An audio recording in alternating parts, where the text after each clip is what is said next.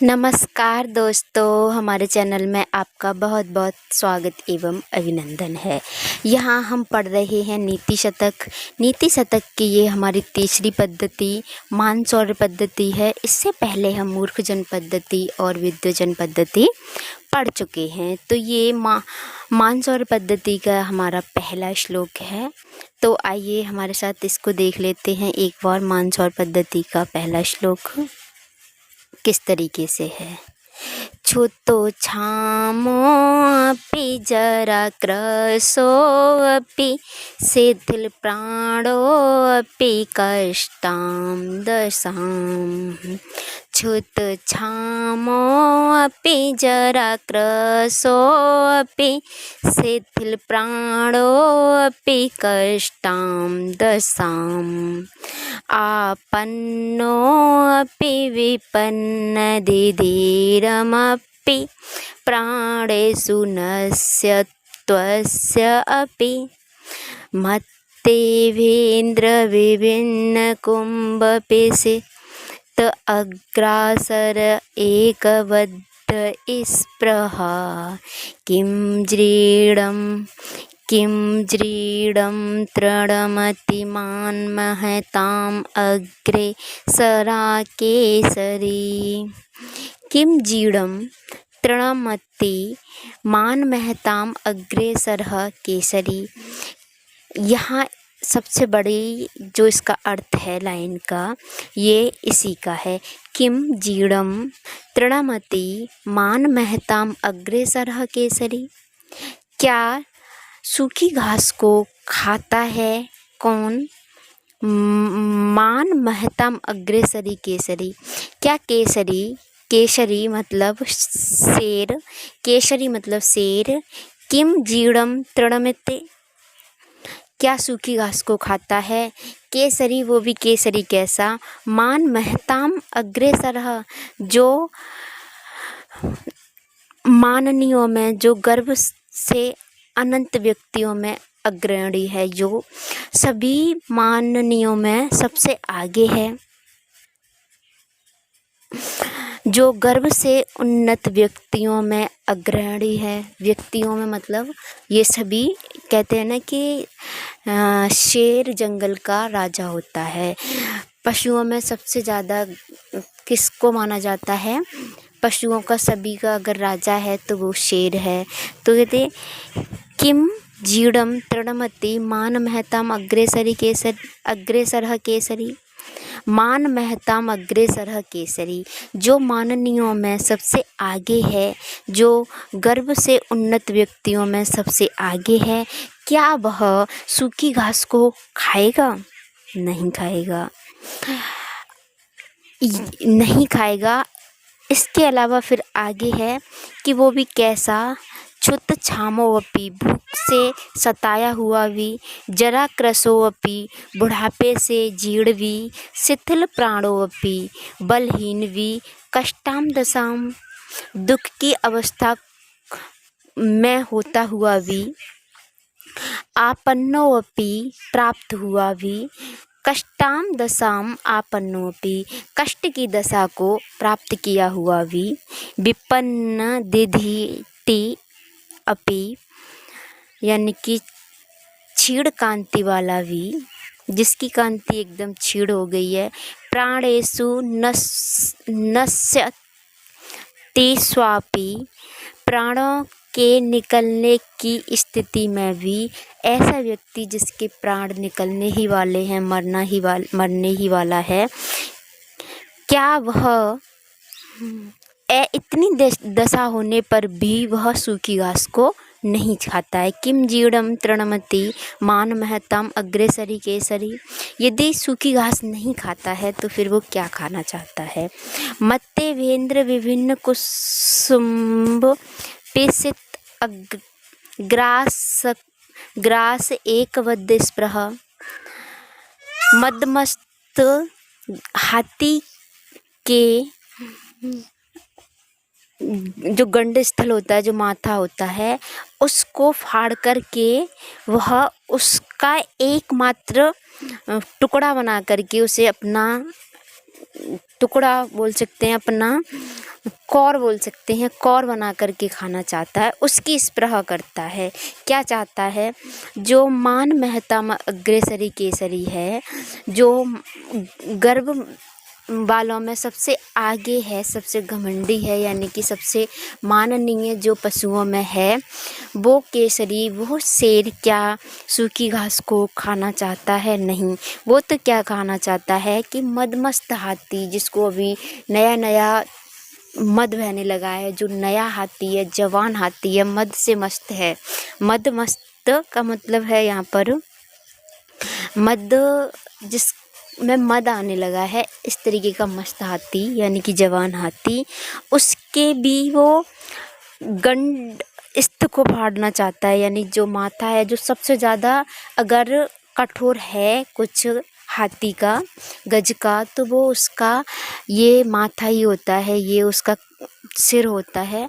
उसको फाड़ करके उसको अपना एक ग्रास बना करके, यानी अपना कौर बना करके खाना चाहता है, ना कि वो, और वो भी कैसी दशा में? ऐसी दशा में जिसमें वो भूख से व्याकुल है, बुढ़ापे में है, बहुत ज़्यादा बलहीन हो गया है, और इस तरीके की कष्टमयी दशा को प्राप्त हो गया है, क्षीण कांति वाला हो गया है, और जिसके प्राण निकलने ही वाले हैं। ऐसी दशा में आकर भी क्या शेर, क्या शेर, वो भी ऐसा शेर जो मान महतम अग्रेसर केसरी, क्या ऐसी दशा में भी सूखी घास खाना चाहता है? नहीं, ऐसी दशा में भी वो हाथी को मार करके उसको अपना शिकार बनाना चाहता है। एक बार हम इसका अन्वय देख लेते हैं। क्षुत छामोऽपि जराकृशोऽपि शिथिल प्राणोऽपि कष्टां दशाम् आपन्नोऽपि विपन्न दिधिरमपि प्राणेषु नश्यस्त्वमपि मत्तेवेन्द्र विभिन्न कुसुम कवलग्रास एकवद्य स्पृहा मान महताम अग्रेसरी केसरी किम जीडम तृणमति क्षुत छामोऽपि, भूख से सताया हुआ, यानी कि भूखा, जराकृशोऽपि, यानी कि बुढ़ापे में हुआ, यानी बूढ़ा, भूख से व्याकुल और बूढ़ा, शिथिल प्राणोऽपि, बलहीन, जिसका बल नष्ट हो गया है, बुढ़ापे में बल नष्ट ही हो जाएगा, फिर भी भूखा है, भूखा भी है, और भूखे के साथ साथ में बूढ़ा भी है, और जिसमें बल भी ख़त्म हो गया है। कष्टाम दशाम प्राप्नोपि, इस तरीके की कष्टमयी दशा को प्राप्त करके भी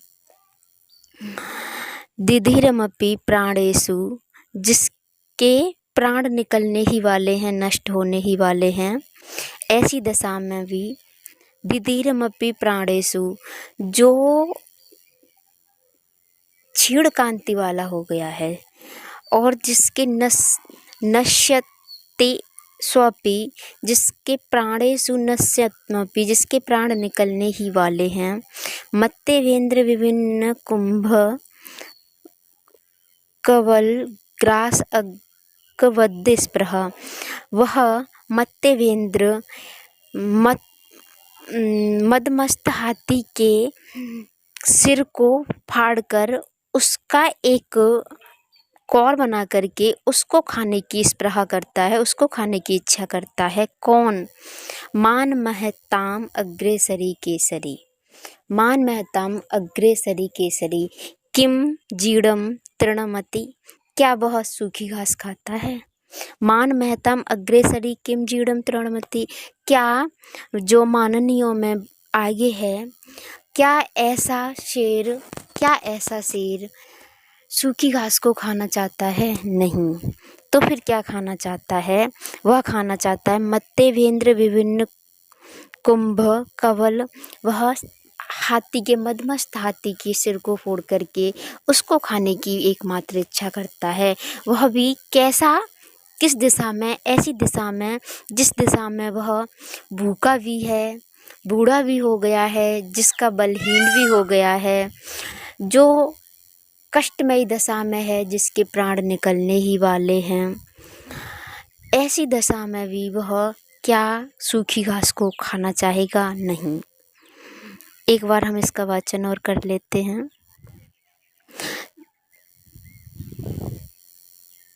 छुत छामोऽपि जराक्रसोऽपि शिथिल प्राणोऽपि कष्टां दशाम् आपन्नोऽपि विपन्नधिधीरमपि प्राणेषु नश्यति स्वपि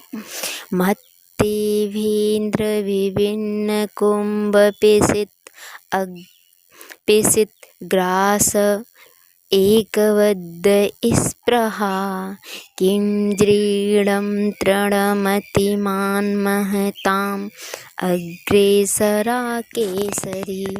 तो मैं आशा करती हूँ इसका अर्थ आप बहुत अच्छे से समझ गए होंगे।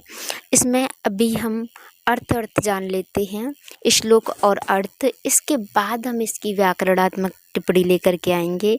कहाँ पर कौन सा छंद है, कौन सा अलंकार है, कौन से श्लोक में कौन सा छंद है, कौन सा अलंकार है, कौन सी संधि है, कौन सा समास है, इत्यादि को।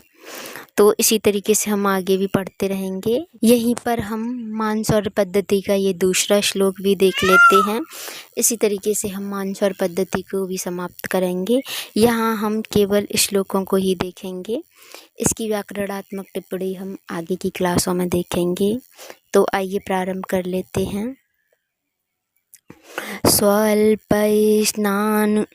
स्नायुवास अवशेषमलिनं निर्मांसम् अपि अस्थिकं स्वलब्धा परितोषमिति न तु तस्य क्षुधाशान्तये सिंहो जम्बुकम् अङ्कम् आगतोऽपि त्यक्त्वा नेहन्ति दीपम् सर्वः क्रंचत् गतोऽपि वाञ्छति जना सत्त्वानुरूपं फलम्। सर्वः क्रसगतोऽपि वाञ्छति जनः सत्त्वानुरूपं फलम्। जनः सत्त्वानुरूपं फलम्। सभी विपत्ति में पड़े हुए भी चाहते हैं अपने अनुकूल अपनी योग्यता के अनुसार फल। सर्वः क्रसगतोऽपि वाञ्छति जनः सत्त्वानुरूपं फलम्। सभी विपत्ति में पड़े हुए भी चाहते हैं जन अपने पराक्रम के योग्य फल। एक बार हम इसका अर्थ करेंगे। स्वल्प स्नायु, थोड़ी सी चर्बी रह जाने से मैला। स्वल्प स्नायु सावशेष मलिनम, थोड़ी सी चर्बी रह जाने से मैला यानी मलिन। निर्मांसम अपि अस्थिकम, मांस रहित भी टुकड़े, हड्डी के टुकड़े को, अस्थिकम मतलब हड्डी का, निर्मांसम अपि अस्थिकम मांस रहित हड्डी के टुकड़े को। स्वा माने कुत्ता, लब्धा माने पाकर, परितोषम इति संतुष्ट हो जाता है, ना तो तत् अस्य नहीं तो उस नहीं ना तो वह तो तस्य क्षुधा शांत है, वह उसकी भूख मिटने के लिए पर्याप्त है। सिंगो हो शेर, जम्बुकम अंकम आगतामपि, सियाल को गोद में आ जाने पर भी त्यक्त्वा छोड़कर, त्याग कर, निहंति द्वीपम मारता है हाथी को। सर्वः कृत्सगतो अपि, सभी विपत्ति में पड़े हुए भी वांछति, चाहते हैं, इच्छा करते हैं, जना स्वत्वानुरूपम फलम, अपने अनुरूप, अपनी ताकत के अनुरूप, अपनी योग्यता के अनुरूप फल पाना चाहते हैं। एक बार हम इसका अन्वय भी देख लेते हैं। इसका अन्वय इस तरीके से है, स्व माने कुत्ता, स्व अल्प स्नायुव शेष मलिनम निर्मासमपि लब्धः परितोषमेति। कुत्ते के लिए यहाँ पर कहा जा रहा है, कुत्ता थोड़ी स्वल्प स्नायु, थोड़ी सी चर्बी के रह जाने से मलिन, निर्मांसमपि, जिसमें कोई मांस नहीं है। कुत्ता थोड़ी सी चर्बी रह जाने से मलिन और जिसमें कोई मांस भी नहीं है। स्वल्प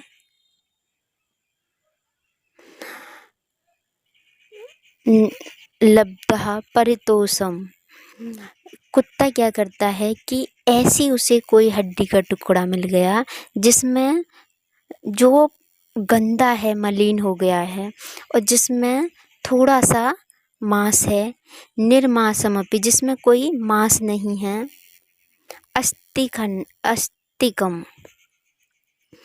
कुत्ता क्या करता है, स्व माने कुत्ता, स्वल्प स्नायु अवशेष मलिनम,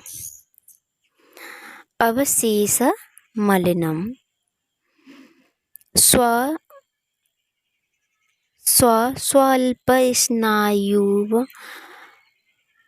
अवशेष मलिनम, जिसमें थोड़ा जो मलिन हो गया है और जिसमें थोड़ा सा ही मांस है, निर्मांसमपि, जिसमें मांस नहीं है, अस्तिकम, टुकड़ा, हड्डी का टुकड़ा, लब्ध्वा परितोषम इति, संतुष्ट, उस हड्डी के टुकड़े को लेकर के कुत्ता शांत हो जाता है, संतुष्टि पा लेता है। यानी कि कुत्ता ऐसी हड्डी के टुकड़े को पा करके जिसमें मांस नहीं है, जो मलिन है, गंदी है और थोड़ा सा मांस लगा हुआ है, ऐसी हड्डी को पाकर भी संतुष्ट हो जाता है। तो तस्य क्षुधा शांतये न सिंहः, उसकी जो भूख है उसी से शांत हो जाती है। सिंहः अंकम आगतामपि, गोदी में आ जाने पर भी, जम्बुकम त्यक्त्वा, श्याल को त्याग करके, उसको छोड़ करके क्या करता है, द्वीपम निहंति, हाथी को मारता है। कृत्सगतोऽपि, वह उसको छोड़ देता है, उसे मिल गई, गोद में आके गिर गया, फिर भी वह उसे छोड़ देता है और वो तो किसका शिकार करता है, हाथी को मारता है।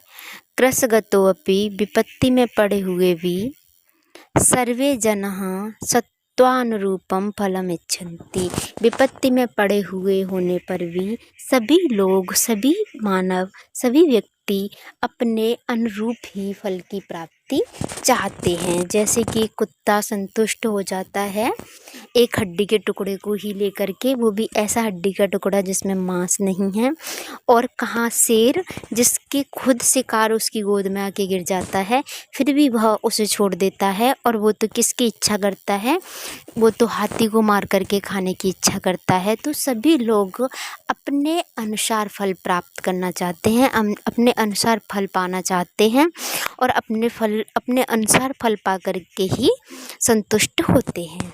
तो अभी इसका अर्थ हो ही गया है, इसके बाद आगे चलते हैं। लांगुल्य चालनम अधश्चरणावपातं भूमौ नेपथ्य दर्शनो बदनो दर्शनं च स्वापिण्डस्य कुरुते गजपुङ्गवस्तु धीरं लोकयति चाटुश्चित्तचाभुक् कुर्ते। इसका अर्थ देख लेते हैं। लांगुल्य चालनम अधश्चरणावपातम। पूछ हिलाना। लांगुल्य चालनम का मतलब होता है पूछ हिलाना। लांगुल्य चालनम अधः, अधः मतलब नीचे। चरणावपातम नीचे झुक करके पैरों पर गिरता है। चरणावपातम चरणों पर गिरता है। भूमौ भूमि पर निपत्य गिरकर। बदनोदर्शनम च भूमि पर गिर करके अपने मुख और पैर दिखाता है। स्वा माने कुत्ता। पिंडस्य पालक के, जो पालता है, जो उनका स्वामी होता है। कुर्ते करता है। गज पुंगव अस्तु गज श्रेष्ठ तो। धीरम विलोक्य गंभीरता से देखता है। चाटु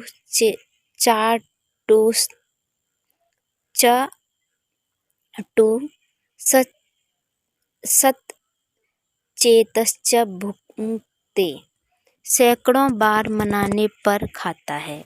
भुंक्ते मतलब खाना। चाटुकरुता यानी कि उसकी चापलूसी करनी पड़ती है तब खाता है। तो एक बार हम इसे और समझ लेते हैं। लांगुल्य चालनम अधः चरणावपातम पूछ हिलाना और नीचे झुककर पैरों पर गिरना। भूमौ भूमि पर निपत्य गिर करके। बदनोदर्शनम अपना वदन दिखाता है, अपना मुंह और पेट दिखाता है। वदन उदर दर्शनम बदन और उदर दिखाता है। वदन मतलब मुंह और उदर माने पेट। स्वा माने कुत्ता। पिंडस्य पालक का। कुर्ते करता है। इस तरीके से वह अपने पालनकर्ता के साथ में करता है। गज श्रेष्ठ तो गज पुंगवस्तु गज श्रेष्ठ तो। धीरम विलोक्यति धीरता से देखता है, गंभीरता से देखता है, इंतजार करके देखता है। और चाटुश्चेत भुक्ते उसकी सैकड़ों बार खुशामद करने पर ही वह खाता है। तो इसका अन्वय और देख लेते हैं एक बार। स्वापिंडस्य पुरतः कुत्ता तो अपने पालक के सामने। लांगुल्य चालनम यानी पूछ हिलाता है। अधः चरणावपातम उसके पैरों तर गिरता है। भूमौ निपत्य भूमि पर गिरकर। बदनोदर्शनम मुंह और अपना पेट दिखाता है। कुर्ते करता है इस तरीके का। गज पुंगवस्तु गज श्रेष्ठ तो। धीरम विलोक्यति धीरता से देखता है। चाटुश्चेत भुक्ते चाटुता करवा करके, खुशामद करवा करके खाता। और हम इसका चौथा श्लोक देख लेते हैं। परिवर्तनी संसारे मृतः को व न जायते। स जाते येन जातेन याति वंशः समुन्नति।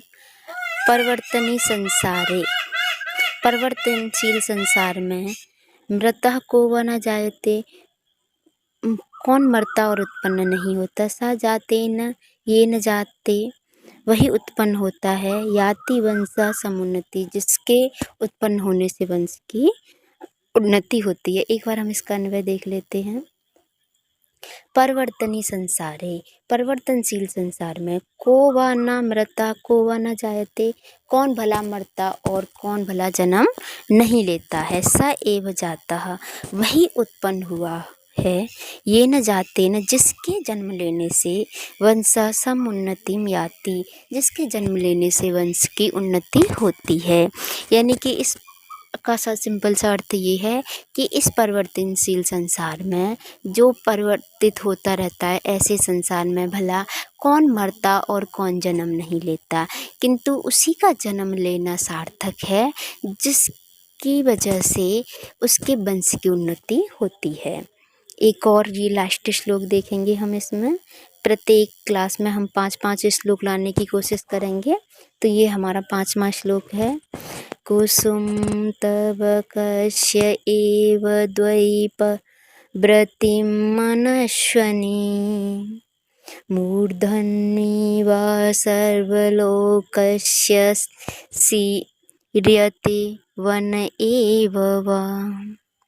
कुसुम फूल के गुच्छे की तरह, कुसुम तब कस्य एव द्वयी वृत्तिम मनस्वनी। कुसुम के गुच्छे की तरह दो प्रकार की स्थिति होती है पुरुष की। मूर्धन्य व सर्वलोकस्य, या तो मस्तक पर धारण रहता है सभी लोगों का। सीर्यते वन एव वा, या फिर वन में ही नष्ट हो जाता है। मनस्वनी ही कुसुम तब कह स्य एव द्वैवृत्ति सर्वलोकस्य मूर्धना वन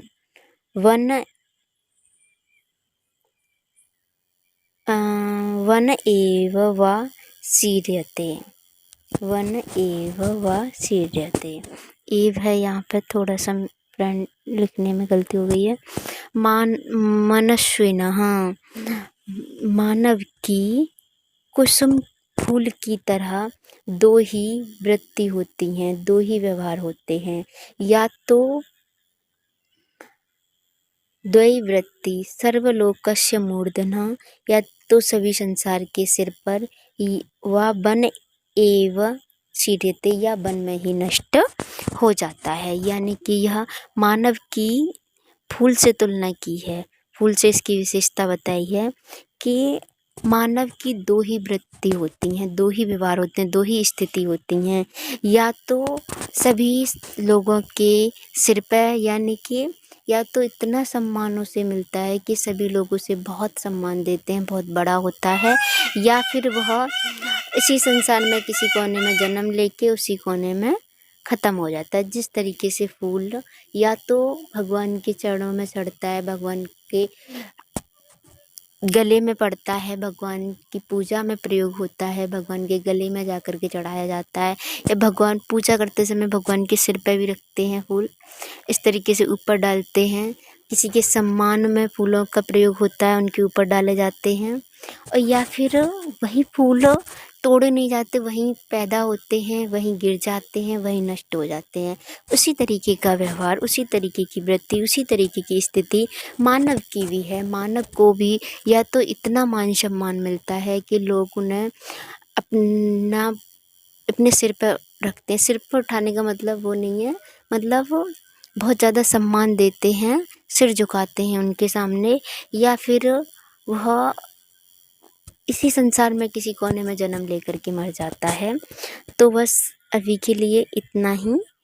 आप हमें कमेंट अवश्य करें, हमें बताएं कि ये आपको पसंद आ रही है कि नहीं आ रही, हमारा प्रयास आपको पसंद आ रहा है कि नहीं आ रहा। हम एक छोटा सा प्रयास ही कर रहे हैं आपके लिए और अपने लिए भी। अभी के लिए इतना ही। नमस्कार, धन्यवाद।